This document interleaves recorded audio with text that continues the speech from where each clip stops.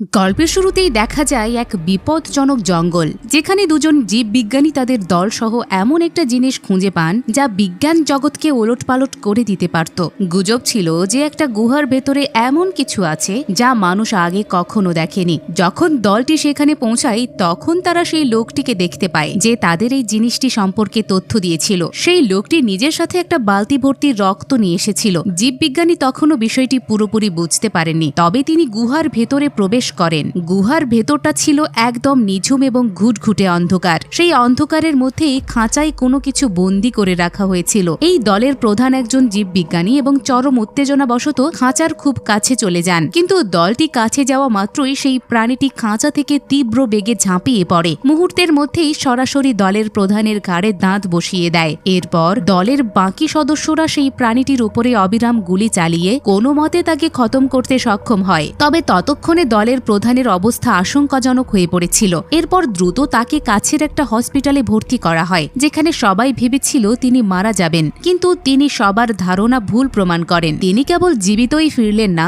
বরং অলৌকিক উপায়ে তার ঘাড়ের সেই কামড়ের দাগটিও এমনভাবে অদৃশ্য হয়ে গেল যেন সেখানে কখনো কিছুই হয়নি। দলের অন্য সদস্য ডক্টর লিয়ার এটি দেখে সম্পূর্ণ স্তব্ধ হয়ে যান, কিন্তু তখনই দলের প্রধান তার কাছে এসে বলেন, আমি এখন খুব ভালো বোধ করছি এবং খুব শীঘ্রই এই পৃথিবী সম্পূর্ণ বদলে যেতে চলেছে। পরের মুহূর্তেই তার দাঁতগুলো একে একে পড়ে যেতে শুরু করে। সেই অস্বাভাবিক দৃশ্য দেখে সবাই স্তব্ধ হয়ে যায়। এরপর কেটে যায় দীর্ঘ 3 বছর। ততদিনে পরিস্থিতি সম্পূর্ণ বদলে গেছে। একটি বিপজ্জনক মহামারী ভাইরাস দাবানলের মতো সারা বিশ্বে ছড়িয়ে পড়েছিল। সমস্ত চেষ্টা সত্ত্বেও কেউ এর কোনো প্রতিষেধক খুঁজে পাচ্ছিল না। সবচেয়ে বড় সমস্যা ছিল, যদি শীঘ্রই এর কোনো নিরাময় পাওয়া না যায় তবে মাত্র 3 মাসের মধ্যেই পুরো পৃথিবী শেষ হয়ে যাবে। ডক্টর লিয়ার এই কথা জানতে পেরে ভীষণ চিন্তিত হয়ে পড়েন, কারণ তিনি নিজেও এই ভাইরাসে আক্রান্ত ছিলেন। ডক্টর লিয়ার এর ওষুধ তৈরি করার চেষ্টা করছিলেন, কিন্তু তিনি প্রতিটি পরীক্ষায় ব্যর্থ হচ্ছিলেন। তখন এক তরুণ ডাক্তার তাকে নিচের ল্যাবে যাওয়ার পরামর্শ দেন, যেখানে হয়তো পৃথিবীকে বাঁচানোর একটা উপায় অপেক্ষা করছিল। নিচের ল্যাবে সেই দলের প্রধানকে বন্দী করে রাখা হয়েছিল, তবে তিনি আর আগের মতো সাধারণ মানুষ ছিলেন না। তার গায়ের রং মৃত্যুর মতো সাদা হয়ে গিয়েছিল এবং তার রাগ ছিল নিয়ন্ত্রণের বাইরে। ততদিনে তিনি পুরোপুরি এক ভয়ঙ্কর ভ্যাম্পায়ারে পরিণত হয়েছিলেন, যার কারণে বিজ্ঞানীরা ওপরের ল্যাবেও বিভিন্ন পরীক্ষা নিরীক্ষা চালাচ্ছিলেন। সেই একই পরীক্ষার অংশ হিসেবে দলের প্রধানের শরীর থেকে রক্ত নেওয়া হয়েছিল। পরে সেই রক্ত পাতলা করে বহু বন্দির ওপরে পরীক্ষা চালানো হয়েছিল। এরা ছিল সেই সব মানুষ যাদের সরকার মৃত্যুদণ্ড দিয়েছিল। দলের প্রধানের রক্ত প্রয়োগের ফলে তাদের রোগ প্রতিরোধ ক্ষমতা কয়েক গুণ বৃদ্ধি পেয়েছিল, কিন্তু তাদের অবস্থাও ছিল অবিকল সেই দলের প্রধানের মতোই। তারা কারোর সঙ্গে কথা বলতো না, খাবারের সঙ্গে সরবরাহ করা রক্ত পান করত এবং সূর্যালোককে মনে প্রাণে ঘৃণা করত। এইসব বলার পর সেই ডাক্তার লিয়ারকে সাবজেক্ট 11 নম্বর সম্পর্কে জানান, যার পরিস্থিতি বাকিদের চেয়ে কিছুটা আলাদা ছিল। কারণ সে ভ্যাম্পায়ার তো হয়েছিল ঠিকই, কিন্তু তার শরীরে সেই প্রধানের রক্ত ইনজেক্ট করার পরেও তার ভাইটাল সাইন একদম স্বাভাবিক ছিল। এমনকি তার শরীর ইবোলা এবং HIV এর মতো ভাইরাসের বিরুদ্ধেও প্রতিরোধী হয়ে উঠেছিল। ডাক্তার বিশ্বাস করতেন এই সব কিছুই তার কম বয়সের কারণে হয়েছে। যদি এই একই পরীক্ষা অন্য কোনো ছোট শিশুর উপরে করা যায় তবে হয়তো এমন ফলাফল পাওয়া যাবে যা সারা বিশ্বে ভাইরাসের বিস্তার রোধ করতে পারবে, অর্থাৎ পরিস্থিতি ঠিক করা সম্ভব হতো। কিন্তু একই সাথে এটি এমন এক ভ্যাম্পায়ার তৈরি করতে পারত যে সবার চেয়ে আলাদা হবে এবং অন্যদের মতো এভাবে নিয়ন্ত্রণের বাইরে চলে যাবে না। কিন্তু একটা নিষ্পাপ শিশুর রক্ত কি পুরো মানবজাতির এই বোঝা সহ্য করতে পারবে? কারণ এই ভয়ানক চিন্তার সাথেই আসল বিপদের শুরু হতে যাচ্ছিল।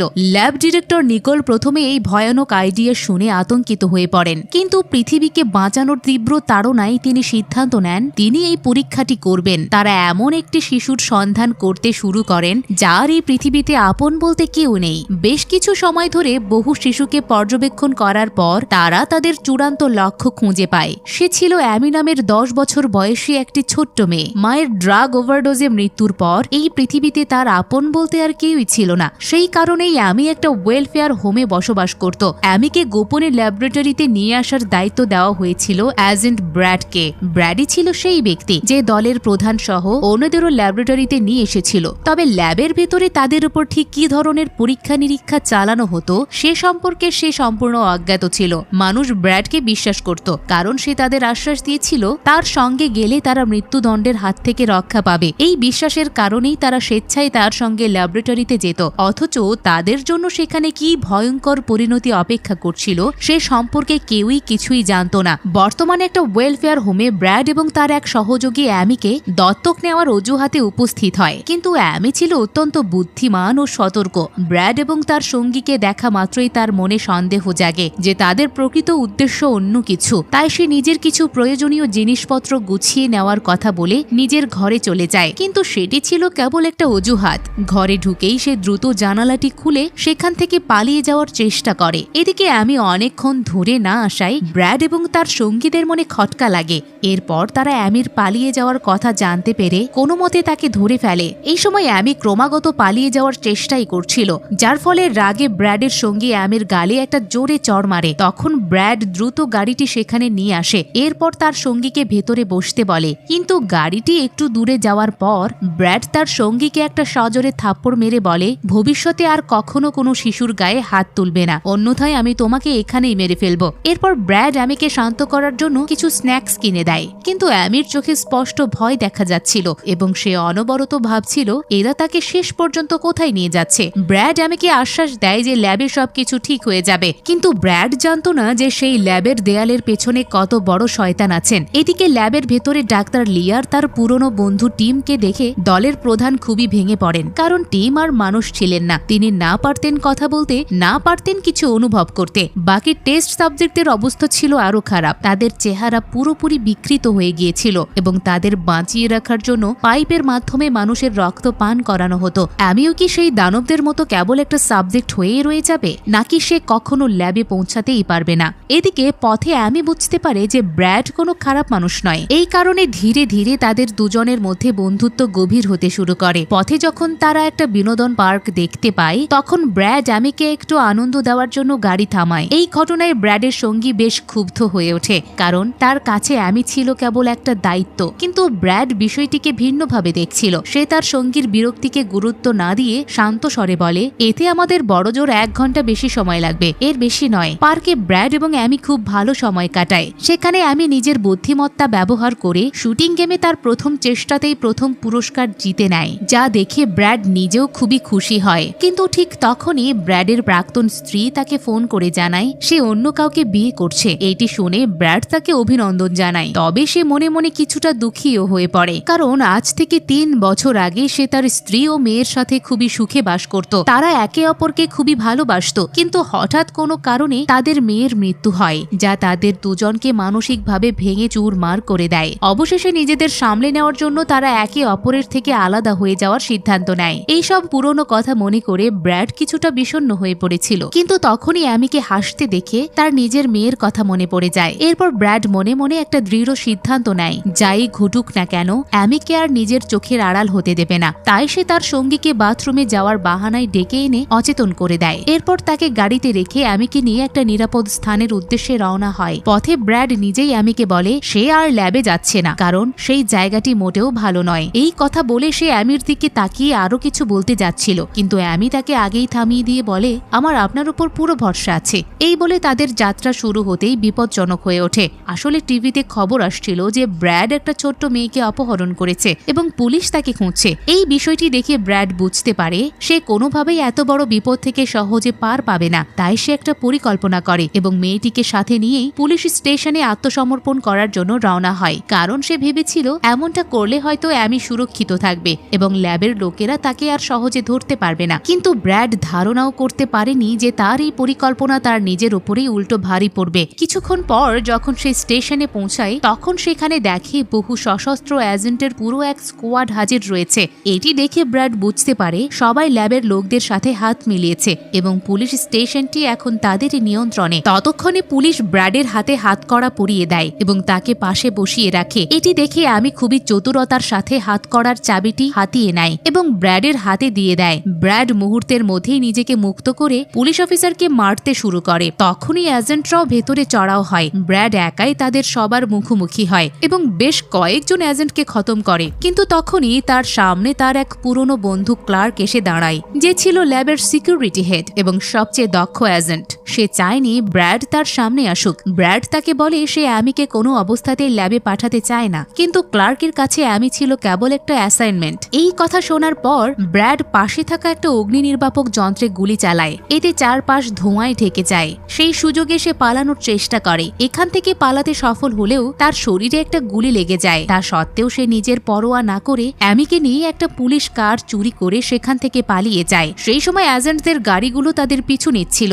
অ্যামি ভীষণ আতঙ্কিত হয়ে পড়েছিল। তখন ব্র্যাড তাকে সাহস জুগিয়ে বলে, ভয় পেও না, আমি তোমাকে কখনো একা ছেড়ে যাব না। এই কথা বলতে বলতেই একটা চৌরাস্তার মোড়ে ব্র্যাড তার গাড়িটি দিয়ে রাস্তা ব্লক করে দেয়, যার ফলে এজেন্টদের গাড়িগুলো পেছনেই আটকে পড়ে। এরপর ব্র্যাড ও অ্যামি এগিয়ে যাওয়ার সুযোগ পায়। তারপর কিছুটা পথ যাওয়ার পর তারা একটা স্কুলের বাস দেখতে পায়। সেটি দেখে তারা দুজনে বাসের কাছে যায়। সেখানে শিক্ষিকাকে বোকা বানিয়ে বলে তারা এখানে নতুন এসেছে এবং তারা পথ হারিয়ে ফেলেছে। এই কথা শুনে শিক্ষিকা তাদের বাসে উঠতে বলেন, কারণ বাসটি সেই একই রুটের একটা জায়গার দিকেই যাচ্ছিল। তাই আপাতত ব্র্যাড এবং অ্যামি বাসে উঠে পড়ে। কিন্তু বিপদ এখনো কাটেনি। বাসে থাকা একটা ছেলে ব্র্যাডের অদ্ভুত চেহারা দেখে তার একটা ছবি তুলে নেয়। এই বিষয়টি ব্র্যাড টের পেয়ে বুঝতে পারে তাদের যে কোনো মূল্যে এখান থেকে বের হতে হবে। তাই সে মাঝপথে অ্যামিকে নিয়ে নেমে অন্য একটা গাড়ি চুরি করে নিরাপদ স্থানের সন্ধানে পালাতে শুরু করে। কিন্তু এই মুহূর্তে ব্র্যাডের শরীর ধীরে ধীরে দুর্বল হয়ে পড়ছিল। তার ক্ষতস্থান থেকে অবিরাম রক্তক্ষরণ হচ্ছিল,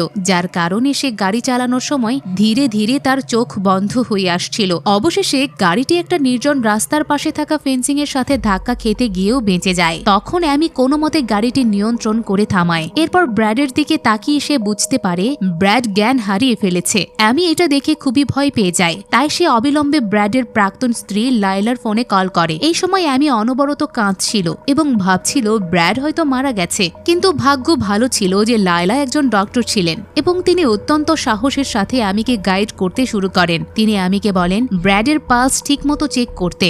লায়লার কথা মতো অ্যামি তাই করে এবং বুঝতে পারে যে ব্র্যাড এখনো বেঁচে আছে। এটি জানার পর লায়লা আশ্বস্ত হয়ে অ্যামিকে বলেন কিভাবে ব্র্যাডকে আবারও সজ্ঞানে ফিরিয়ে আনা যায়। কিছুক্ষণ পর ব্র্যাডের জ্ঞান ফেরে। জ্ঞান ফিরেই সে নিজের ফোনটি ভেঙে ফেলে, কারণ এই ধরনের মিশনগুলোতে ফোন সবসময় শত্রুদের জন্য ট্র্যাকিং এর মাধ্যম হয়ে দাঁড়ায়। আসলে অতীতে ব্র্যাড স্পেশাল ফোর্সে ছিল, কিন্তু কোনো এক কারণে ব্র্যাড সেই কাজ ছেড়ে দিয়ে এই ধরনের কাজ শুরু করেছিল।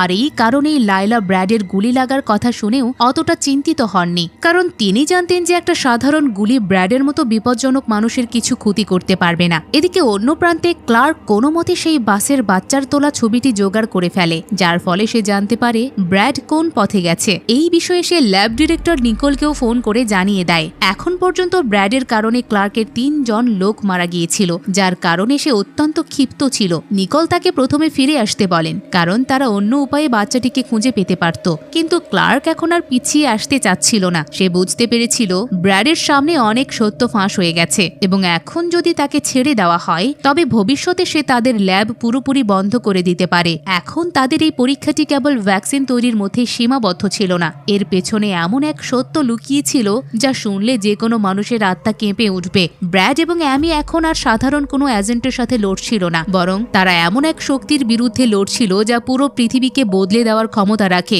ব্র্যাড এবং অ্যামির সমস্যা কমার কোনো লক্ষণই ছিল না। ব্র্যাডের শরীর থেকে প্রচুর রক্ত চলে গিয়েছিল এবং শত্রুটার মাথার উপরে চড়াও ছিল। তাই ব্র্যাড কিছু একটা ভেবে তার শেষ ভরসা হিসেবে জঙ্গলে বসবাসকারী তার এক পুরনো মিলিটারি ইন্সট্রাক্টরের বাড়িতে যায়। সে এখন একজন মেষপালক হয়ে গিয়েছিল, কিন্তু তার বাড়িটি কোনো দুর্গের চেয়ে কম ছিল না। পুরো বাগানে ট্রি পোয়ার পাতা ছিল এবং দেওয়াল থেকে শুরু করে টেবিলের নিচ পর্যন্ত কেবল বন্দুক আর বন্দুক লুকানো ছিল। ব্র্যাড এবং অ্যামির ব্যাপারে সবকিছু জানার পর ইন্সট্রাক্টর ব্র্যাডকে সাহায্য করার সিদ্ধান্ত নেয়। সেখানে প্রথমে ব্র্যাডের ক্ষতস্থানে ড্রেসিং করার পর সে ব্র্যাড এবং অ্যামির জন্য তার এক পুরনো কন্ট্যাক্টের মাধ্যমে কানাডায় পালিয়ে যাওয়ার ব্যবস্থা করে, যা দেখে ব্র্যাড এবং অ্যামি ভাবলো তারা এবার হয়তো বেঁচে যাবে। কিন্তু তারা যখন তাদের জিনিসপত্র গুছিয়ে বের হতেই যাবে তখনই বাইরে ক্লার্ক এবং তার সহযোগীরা এসে হাজির হয়, যারা কোনোভাবে তাদের লোকেশন ট্র্যাক করে ফেলেছিল। ল্যাবের সশস্ত্র বাহিনী তাদের চারপাশ থেকে ঘিরে ফেলেছিল। এখন প্রশ্ন হলো ব্র্যাড কি শেষ পর্যন্ত অ্যামিকে বাঁচাতে পারবে,